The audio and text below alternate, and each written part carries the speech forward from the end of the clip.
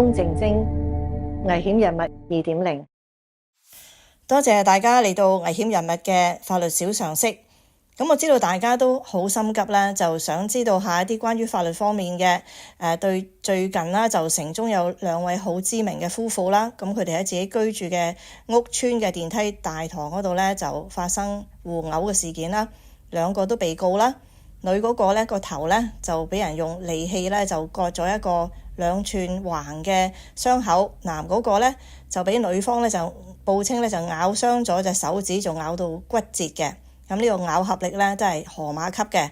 咁除此之外咧，重量級嘅太太咧，咁亦都係紮喺輕量級嘅先生嘅身上啦。咁就騎住佢咧就鏈頸兼將個頭咧就冚落地。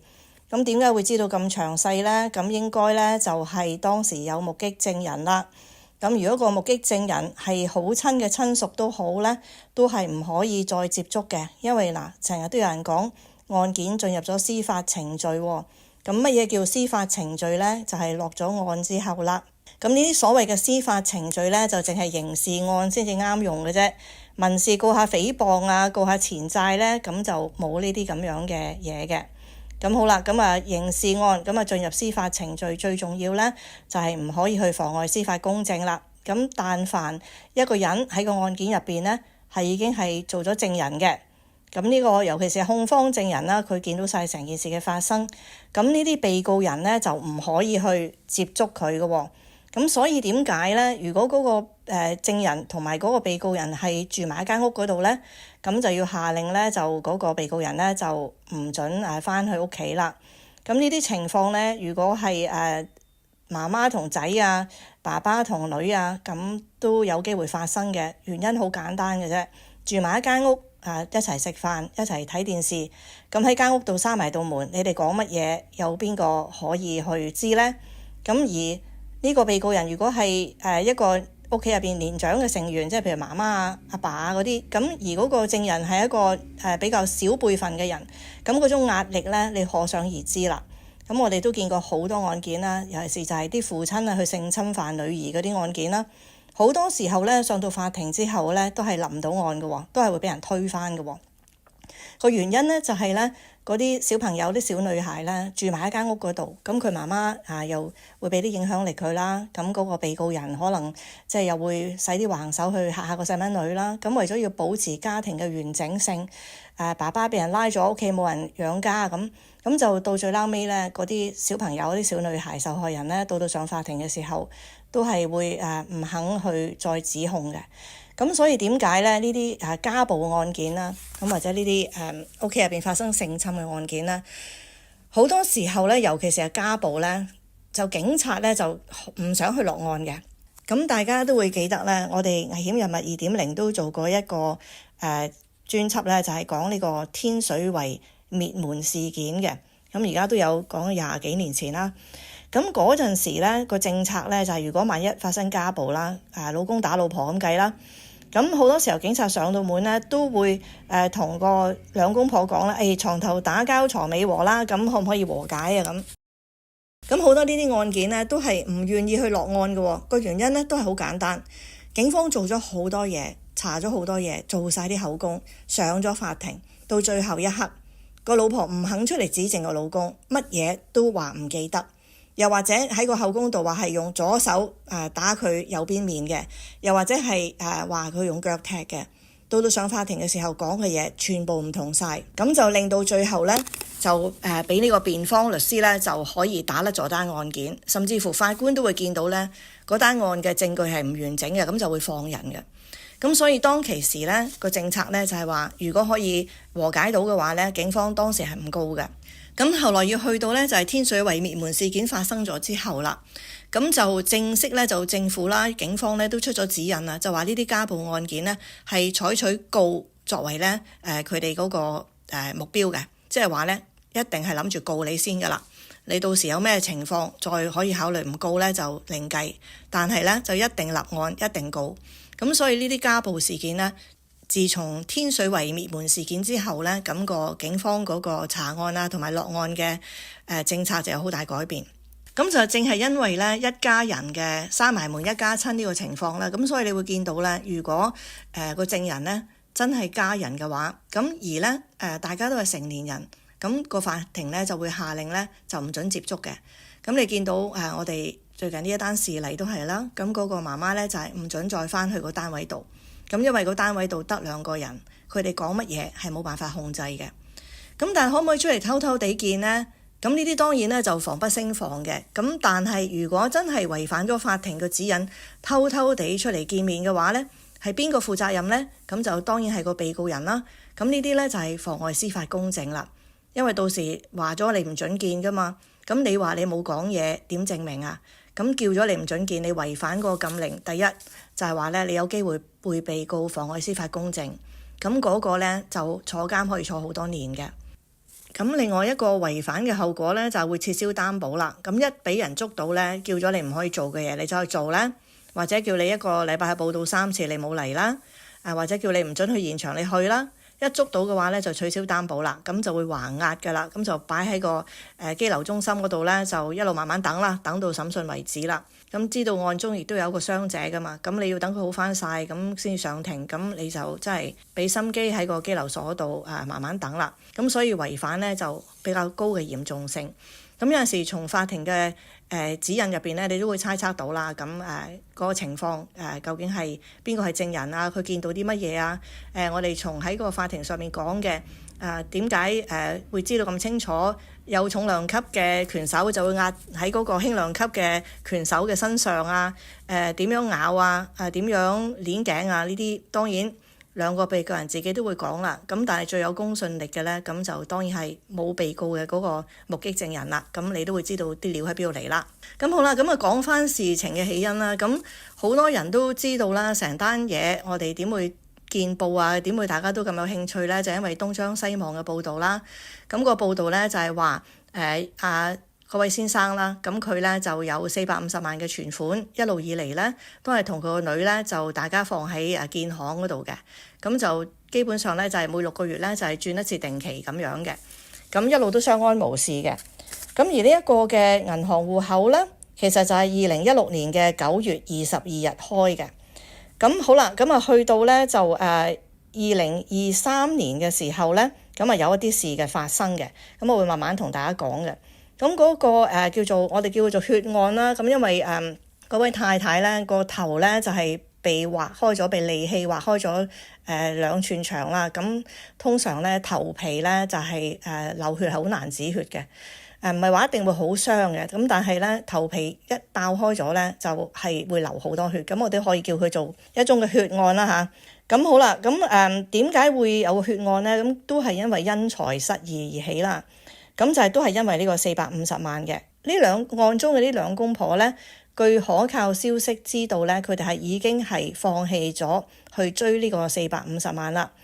咁如果講翻中肯啲呢，並唔係佢哋放棄追討，而係呢個追討係冇辦法去追討翻嚟嘅。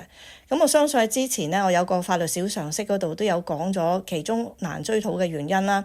第一就係因為老先生咧，佢嘅記錄得唔好啦，再加埋咧老先生個陳述能力唔高啦，佢冇辦法可以講翻晒嗰450萬佢係點樣賺翻嚟嘅，點樣係100%屬於佢自己嘅，佢點樣去傾嘅，咁所有呢啲嘢咧都冇辦法可以係去證明到，咁因為亂晒大龍，文件亦可能係唔齊，咁所以法律援助處係冇可能會批呢個免費嘅法律服務嘅。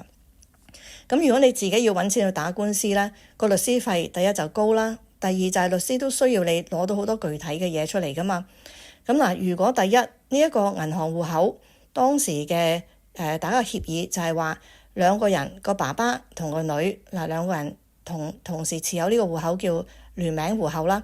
咁如果是但一個都可以簽就可以攞錢嘅，咁佢攞錢呢，就一啲問題都冇嘅喎，唔係偷嘅喎，唔係冇簽嘅喎，係佢根據嗰個授權係可以咁做嘅。嗰個戶口呢，其實係屬於2個人嘅，並唔係話屬於爸爸授權個女，因為授權呢都仲可以去撤銷嘅授權嘅。即係譬如我有一個戶口係公司戶口嚟嘅，咁我呢就授權呢，我嘅會計或者我秘書呢就可以去個銀行嗰度運作呢個戶口，但係我可以隨時撤銷呢一個授權嘅。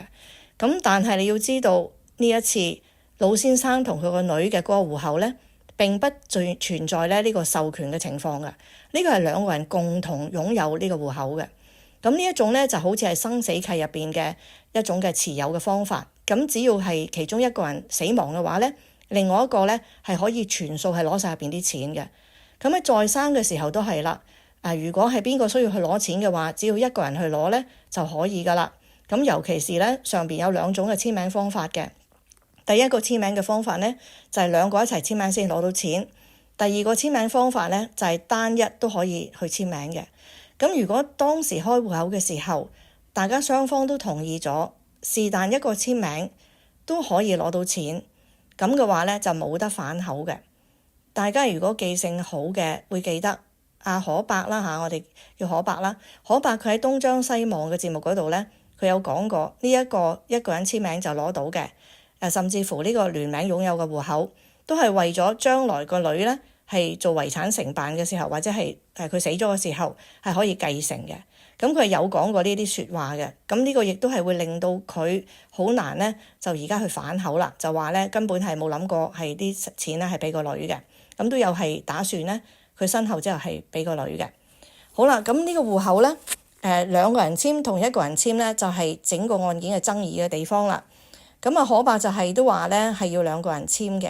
咁但係銀行咧，咁就當然肯定係有好多證據證明咧係大家同意咗係兩個人簽啦。咁嗱，講點解單案係絕對咧就係冇辦法再繼續到落去咧？就因為咧其實銀行咧就呢件案件咧都開咗3個 file 嘅。咁咧就一個咧就係4月3日嘅 file 啦，一個就係4月29號啦，一個就係5月24號嘅。咁呢3個嘅 file 咧都係2024年嘅。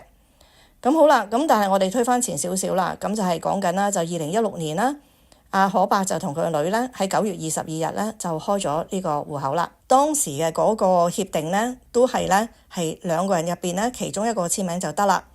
咁喺呢個開咗戶口之後咧，咁阿何生咧就一路咧都有自己一個人咧去操作呢個戶口嘅。咁咧就去到呢個2023年咧，佢最後一次何生自己去攞錢咧，就係12月28日。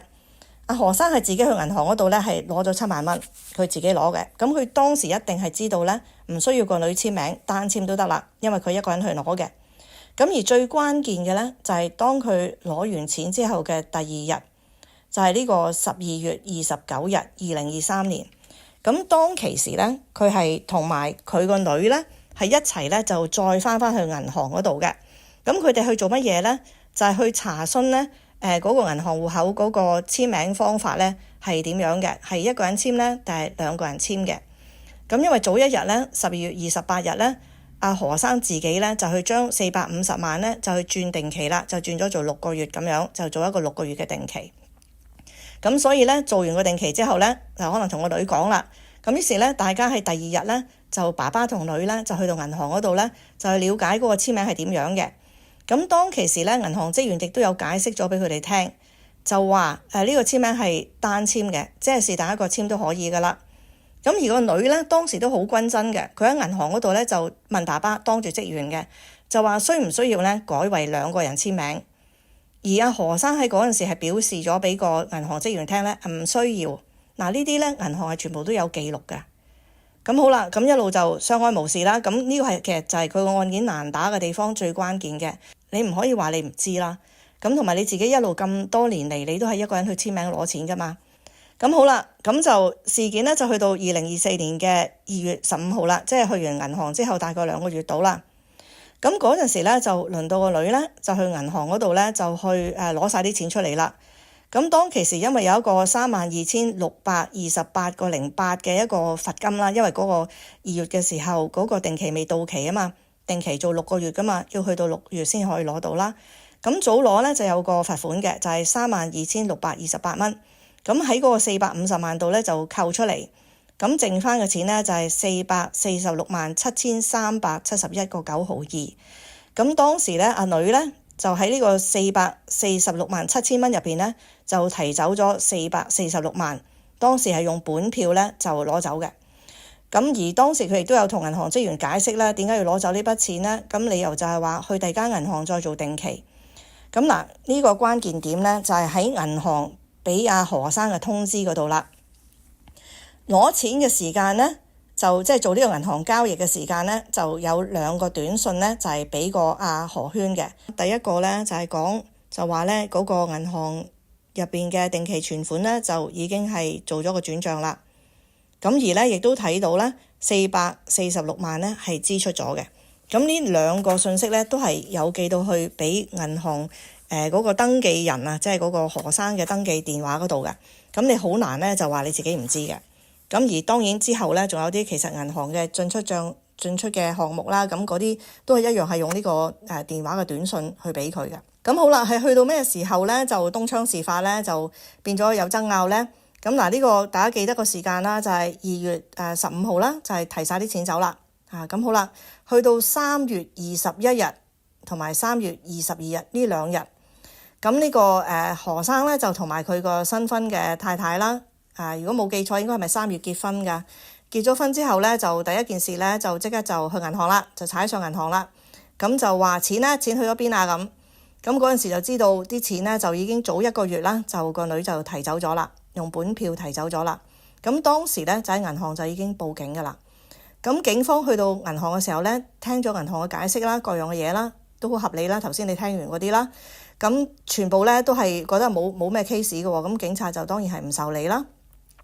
警方唔受理之後呢，咁跟住落去呢，就係一大紮嘅信來信往啦。咁銀行呢，分別喺4月24日、5月27日同埋6月21日啦。咁呢個係2024年啦，就回信呢，就講翻晒頭先所講俾你聽嘅所有嘢啦，有理有據嘅。你幾時開戶口啊？你幾時嚟攞個錢啊？幾時同個女嚟再重新確認係2個人簽名唔使啦，係1個人簽名就可以啦。咁全部都做晒啦。咁銀行呢，最後一個回信呢，就係6月21號嘅。咁但係呢，中期間呢，又發生一啲嘢嘅。咁就因為呢，何生何太呢，就去咗金融管理局嗰度就投訴嘅。咁而呢，呢一點呢，銀行亦都知道嘅。咁到最撈尾呢，金融管理局呢，就一錘定音啦。咁就喺7月24日嘅時候正式呢，就去信何生何太呢，就話睇過晒呢單嘢啦，佢哋係唔會採取任何行動嘅。咁即係去到呢個位為止，2024年嘅7月24日啦。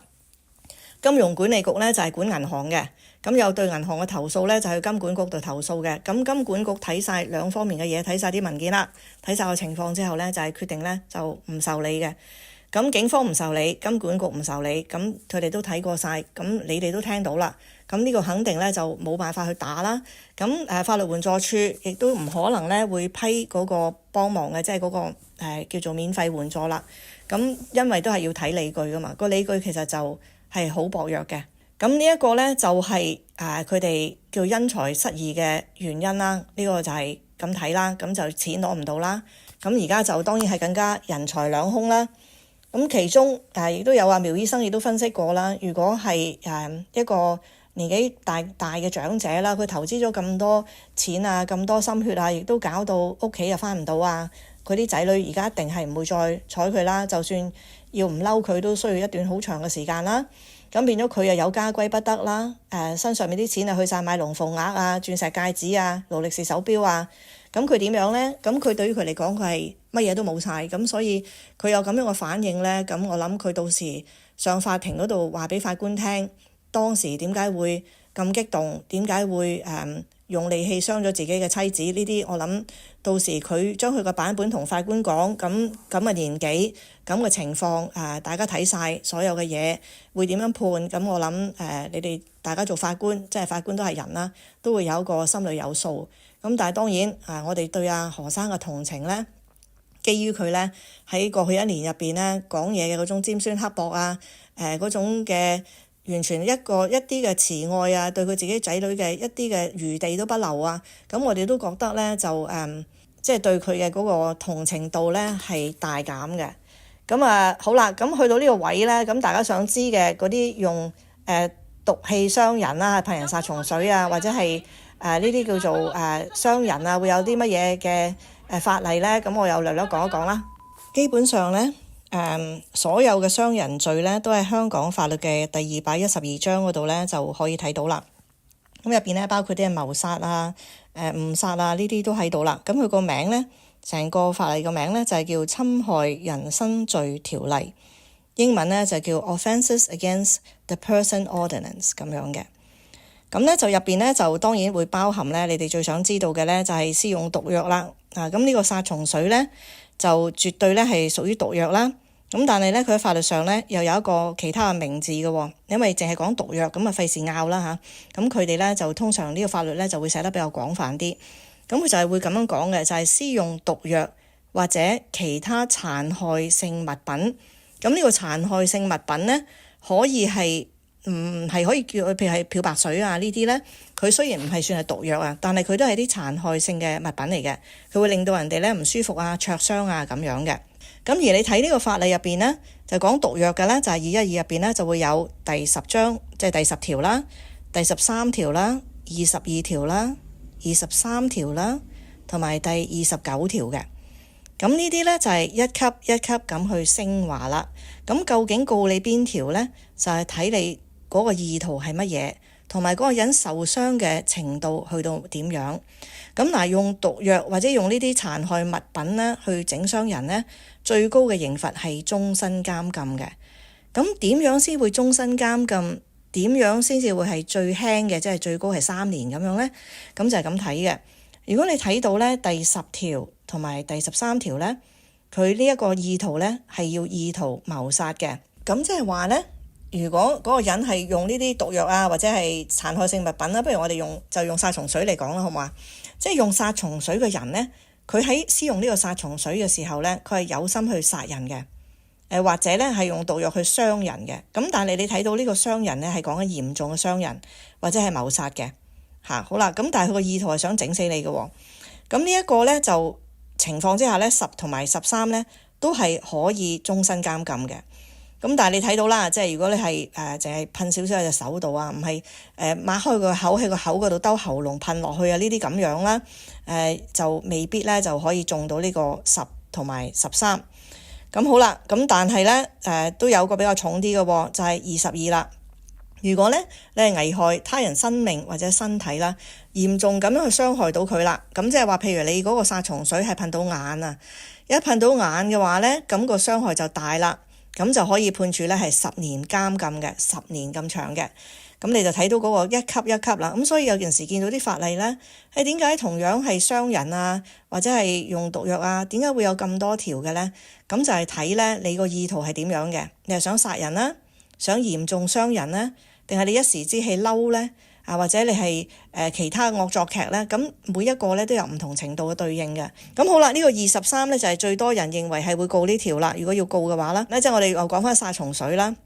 咁佢噴殺蟲水咧個意圖咧係想第一就係損害人啦，第二咧你係想到令到人嘅精神受創，即係好驚啦，或者好困擾啦，或者係激嬲人哋，咁你就向人哋去施放啦。咁嘅話咧，最終咧係可以最高判3年嘅。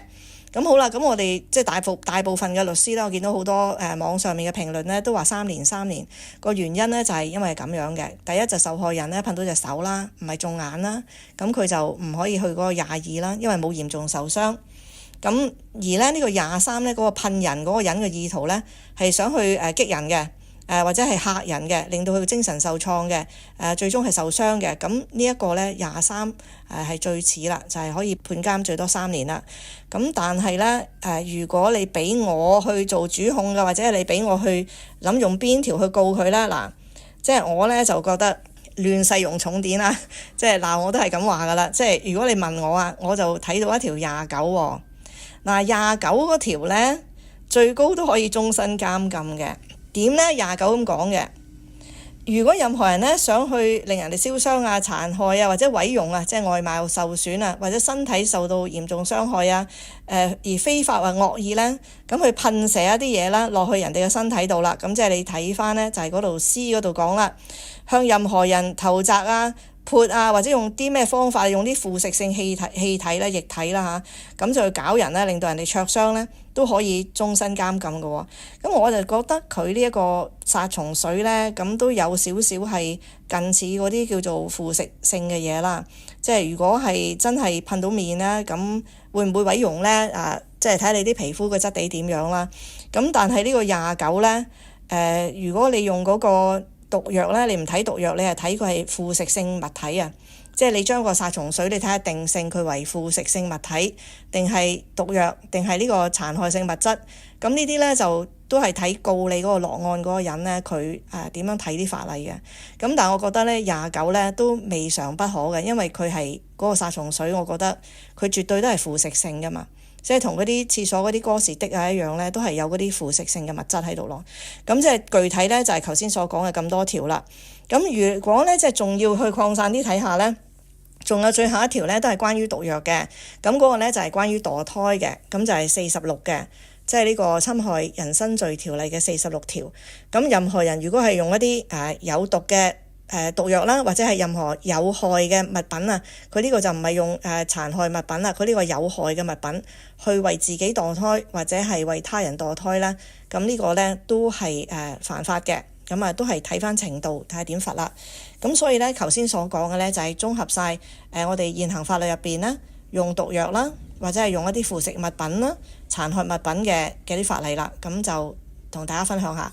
咁至於傷人呢，呢個法例之前都講過好多次啦。咁就有傷人17啦，就可以判終身監禁啦；傷人19啦，最高可以判監3年啦。同埋39一樣係3年嘅，嗰個就係叫做襲擊致到別人身體受到傷害。咁好啦，咁點去計算嘅呢？咁都係個程度啦。咁17呢，咁就係通常呢，就係嗰個人嘅受損程度係比較大嘅。譬如呢，就毀容啊，譬如呢，就中咗一個比較深嘅刀傷啊，令到佢內臟受損啊。咁都係睇翻呢嗰個人個受傷程度，咁同埋睇嗰個施害者嗰個人個意圖啊。咁如果佢個意圖呢，由頭到尾買定把刀呢，等你出嚟就去傷害你嘅，咁最嬲尾呢，你亦都真係受到傷害啦。咁呢啲嘅情況，尤其是係攞武器嘅，唔好理你嗰個係摺刀啊、解刀啊乜都好啦，係利器啦。咁如果你係有意圖去埋伏嗰個人，或者係早有預謀嘅呢，咁呢個就係傷人17，最高呢就係終身監禁嘅。咁好多時候呢，我哋比較見得多啲嘅呢，都係19同埋39。咁呢兩個呢，都最多係判監3年嘅啫。咁呢啲呢，通常都係嗌交啦，兩公婆打鬥啦，咁跟住呢，就拿起一啲凳啊，或者係台面嗰把摺刀啊、鉸剪啊呢啲咁樣啦，咁就傷害到人啦。咁呢一啲呢，多數呢都係19或者39嘅。咁而19呢，就係比較更加適合啦，即係而家你睇翻呢兩公婆嚇，咁一個呢，就因為有利器入邊啊嘛，即係用咗把即係利嘅嘢啦，就去戒到個頭呢，就流血啦咁樣。咁呢個19嘅機會就比較大啲，咁我就未必睇到呢有一個預謀啦，就係買定把刀喺度去割佢嘅。咁17呢個機會呢，就應該都不大嘅。咁39就應該係更加落一層啦。咁39呢，通常都係腫咗啊，或者係打咗塊面一下瘀咗啊，嗰啲比較輕啲嘅嘢嘅。咁我而家知道呢，就其中一個受害人個手指頭都咬到骨裂啦。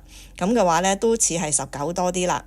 咁但係呢，即係點樣講都好啦，你都要睇翻呢，就因為又有一單就係噴殺蟲水啦，跟住而家又有一單呢，就係利器傷人啦。咁如果第一單呢已經係警察保釋期間呢，又發生第二單呢，咁即係話呢，分分鐘呢就着2條褲啦咁樣。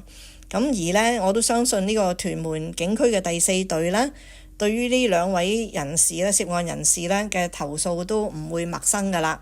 咁之前呢，仲有一啲用 AI 製作一啲不雅嘅影片啦，就呢啲亦都係有好多懷疑啦，就係唔合法嘅情況啦。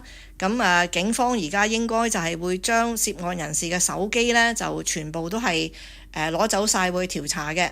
咁到時都希望呢，就不如一次過處理，咁將之前嘅所有嘅有投訴嘅嘢，咁就一次過去搞啦。咁個電話手機入邊呢，應該就會有好多資料啦。咁究竟係同啲咩人點樣傾嘅？啲嘢係點樣嘅？咁我諗好快呢，大家最八卦嗰啲想知道啲內情呢，就好快會出嚟㗎啦。咁最後要講一講啦。咁案件又真係入咗去司法程序咯喎。咁可唔可以講呢？咁樣？咁通常呢，如果係有陪審團呢去審理嘅案件呢，咁就大家就最好唔好講啦。原因係點解呢？因為陪審團呢，佢哋都係一啲普通人啦去組成嘅。咁佢睇咗啲新聞之後，佢哋咧就會受到一啲影響，或者咧自己嘅心裏邊存咗一種偏見，咁就會對於被告人咧就會可能咧做出一個不利嘅裁決。咁但係而家呢個案件咧，佢只不過係一個喺裁判處啊，甚至你就算你比佢高啲啊，你都去到區域法院，唔係話一啲好大嘅案件。我估計咧都係會喺裁判處嗰度咧就審理啦。咁而審理嘅法官咧非常之有經驗啦，佢哋都係受過專業訓練嘅法官啦。佢唔會因為睇咗啲報道咧去左右到佢嗰個判決嘅。咁佢個判決都會係因照翻個案情，而個案情都係比較簡單嘅。咁所以咧就我哋唔好做一啲加鹽加醋嘅評論啦。咁只不過係講翻嗰個情況咧，咁呢個都唔會話有好大嘅影響嘅。咁因為畢竟咧呢啲嘅資料咧都已經全部咧喺報紙嗰度咧就有晒㗎啦。咁亦都係喺一年入邊咧都好多嘅報導，咁都有講。咁只要大家唔好去好過分嘅，尤其是唔可以去搞嘅咧，就係去搞嗰啲證人。即係譬如你話我知道佢個仔點，我又去揾下佢問下佢喎，咁呢啲就唔得啦。因為你一去干擾個證人嘅話咧，咁因為入咗司法程序，你去干擾個證人咧，就分分鐘監都有得坐。咁但係如果你係簡單咁照翻報紙上面知道嘅嘢啊，又或者係跟翻之前啲評論啊，咁都仲係可以有得講嘅。咁當然如果咁離奇啦，案件真係去咗高等法院度審理，係牽涉陪審團嘅話呢，咁就真係一句都唔好講啦。咁因為如果唔係呢，到時你去左右咗嗰啲陪審團嘅諗法呢，咁呢個就會變成藐視法庭嘅。咁之前呢，都有好多報紙啊、週刊啊都試過有咁嘅情況啊。咁因為呢一啲都係叫做公開嘅自媒體啦，咁佢嗰個受監管嘅程度呢，應該都係同報紙啊、報章啊，佢哋都係有一樣嘅責任啦。佢唔可以去影響個判決。臨尾差啲唔記得講呢，就係啲食瓜群眾啊，唔好咁開心住，諗住呢，有啲咁嘅事發生，兩公婆就一定會離婚啦。咁其實呢，過往做過或者見過啦好多類似嘅案件啦，咁床頭打交床尾和㗎咋，唔會話因為發生咗啲咁嘅事呢，兩個就分開嘅。咁我諗就算你哋都會見到啦，好多報道嘅案件啦。咁都會有啲好多名人啦，夫妻之間會有好多呢啲咁樣嘅事，咁嚟報警嘅。咁最後點呢？最後咪又喺翻埋一齊咯。咁呢啲喺翻埋一齊可以好多原因嘅，有啲當然係因為真愛啦，只不過係鬧交啦。但係有啲係因為金錢嘅問題啦，錢嘅問題，投資咗咁多，唔通就咁樣放手咩？咁有一啲就係女方唔想要即係自己揾工做啊，咁想依賴個男人啊，有碌卡嘅數額啊咁樣，咁有靚屋住啊，工人用啊，咁好多嘅原因呢，都會令呢啲人係發生咗咁大嘅事呢，之後都係翻埋一齊嘅。咁當然啦，如果係兩個人諗住喺翻埋一齊啦，咁喺法庭上面嘅表現呢，就可能會有啲唔同啦。咁即係我點到即止啦，呢啲我又唔想太多評論啦。但係呢，即係經驗所得呢，就係話發生咗啲咁嘅事，就算上晒報紙，都未必第一就係會喺法庭度有你哋想睇到嘅結果。第二呢，亦都未必有你哋想象中咁係必定係會離婚嘅。咁尤其是個男人係放咗手之後，佢冇乜着落嘅，咁就會另當別論啦嚇。咁即係呢個就係即係俾食瓜群眾一個心理準備啊！希望越大，失望越大。咪住，爭啲漏咗兩樣嘢。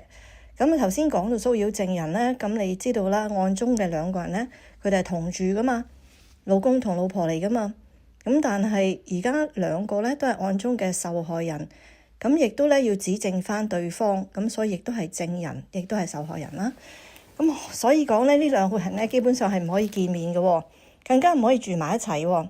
咁都好有好奇心，想知呢，就呢個阿何生同阿何太呢，佢哋最終可以搬去邊啦？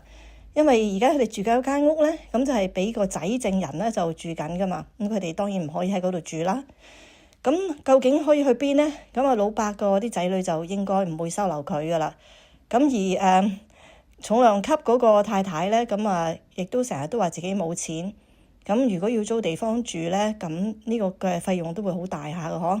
咁但係呢，我知道嗰位嘅男士啦，即係個輕量級嘅丈夫啦，咁而家都仲係留醫嘅，咁暫時呢就住緊醫院，咁當然就係免費啦。咁但係講到住醫院呢，其實如果佢住嘅時間係越長嘅呢，咁就證明嗰個傷勢係越重嘅喎。咁到時醫生嘅報告呢，法官就會考慮嘅，咁要睇佢醫療報告。如果話佢受咗個傷係留院呢，就差唔多1個月啊、2個禮拜啊，咁嗰個傷勢呢就會相對係重啦。咁如果係因為咁樣嘅話呢，控告嘅嗰個條例呢就越嚟越升級噶咯喎。仲有最緊要一樣嘢就係話，有好多時候呢，有啲年紀大嘅人啊，佢哋喺街頭會同人發生爭執啦。咁其中一方如果係大力咁推嗰個伯伯呢，佢係跌落地下，又或者打咗個伯伯一拳，佢係不適送院。咁但係跟住落嚟，佢如果係死咗嘅話呢，咁整件事就可以變成係最嚴重嘅係謀殺咯。咁輕嘅都可以係誤殺嘅。咁究竟點樣去分呢？就係睇呢個人呢，佢出手嘅時候，佢會唔會係明知呢咁樣做嗰個後果係嚴重嘅？咁如果你係一個身形龐大嘅重量級，你個拳同埋你出嘅力係比較大，仲要泰山壓頂，將個頭冚落個地下度。咁喺做嘅時候，如果你話完全冇呢一個嘅認知，對方係會受到重傷嘅呢，咁都要睇下陪審團會唔會信啦。咁你如果作為陪審團，你會點睇呢？咁所以呢一啲嘢呢，而家知道個伯伯仲住喺醫院啦，咁都希望佢早日康復啦。唔好有啲咩好嚴重嘅事發生，唔好有啲好嚴重嘅後遺症咁樣啦。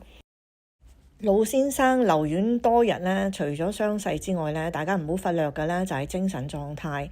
咁大家如果有睇佢哋嘅古仔啊、直播，都會發現呢，每一次重量級太太話要走啊、要離婚啊、要離開佢啊，佢都會以死相逼噶嘛。咁如果而家佢喺呢個病房入邊，佢表現出情緒係唔穩定嘅、激動嘅，有一啲自殘嘅傾向啊，咁亦都有可能呢，院方都會將佢留喺度觀察一段時間。咁畢竟都係人命關天啦，咁所以佢留院幾多日呢，又唔需要太多揣測，話一定係重傷嘅。